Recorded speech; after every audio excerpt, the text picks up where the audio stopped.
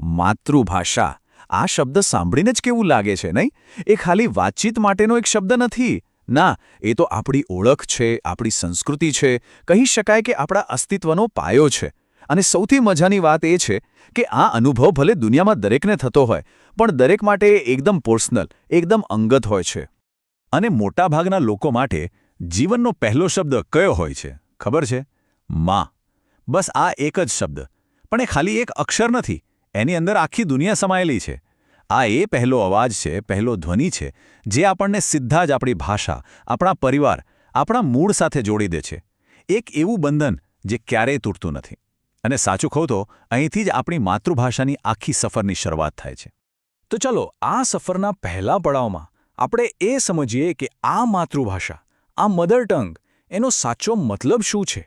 શું એ ખાલી ઘરમાં બોલાતી ભાષા છે કે પછી એનાથી પણ કંઈક વિશેષ છે? ચાલો આજે એને જરા ઊંડાણથી સમજીએ. જુઓ, માતૃભાષાની વ્યાખ્યા આમ તો બહુ સિમ્પલ છે, પણ એનો અર્થ બહુ ઊંડો છે. એવું નથી કે ખાલી જન્મ પછી આપણે જે પહેલી ભાષા શીખ્યા એ છે. ના, એ તો આપણા ઘરની સુવાસ છે. આપણા વિચારો જેમાંથી જન્મે છે ને એનો પાયો છે. અરે આ એ જ ભાષા છે જેમાં આપણે સપના જોઈએ છીએ, આપણી બધી લાગણીઓ અનુભવીએ છીએ અને પહેલીવાર દુનિયાને જોવાનું અને સમજવાનું શરૂ કરીએ છીએ. એક સિમ્પલ ઉદાહરણ લઈએ. આપણે ગુજરાતમાં રહીએ છીએ તો ગુજરાતી આપણી માતૃભાષા છે. એ આપણી ઓળખનો એક એવો ભાગ છે જેને અલગ જ ન કરી શકાય. અને આવું ખાલી ગુજરાતમાં નથી, આખા ભારતમાં, આખી દુનિયાના દરેક ખૂણામાં દરેક સમાજની પોતાની એક ખાસ માતૃભાષા હોય છે. અને એ ભાષામાં જ એમનો ઇતિહાસ, એમની પરંપરાઓ, એમની રહેણીકરણી બધું જ ઝળકે છે. ઓકે, તો આપણે એ તો સમજ્યા કે માતૃભાષા એટલે શું, પણ હવે મોટો સવાલ એ છે કે એ આટલી બધી ઇમ્પોર્ટન્ટ કેમ છે? કેમ એના પર આટલો ભાર મૂકવામાં આવે છે? કારણ સીધું છે. ભાષા એટલે ખાલી શબ્દોનો ખેલ નથી. એ તો આપણી ઓળખ બતાવતો અરીસો છે અને આપણી સંસ્કૃતિનો જીવ છે, એનો આત્મા છે. ચાલો આ સંબંધને થોડો વધુ નજીકથી નિહાળીએ. તો આ માતૃભાષા ખરેખર શું સાચવીને રાખે છે? એ છે ને એક જીવતો જાગતો વારસો છે.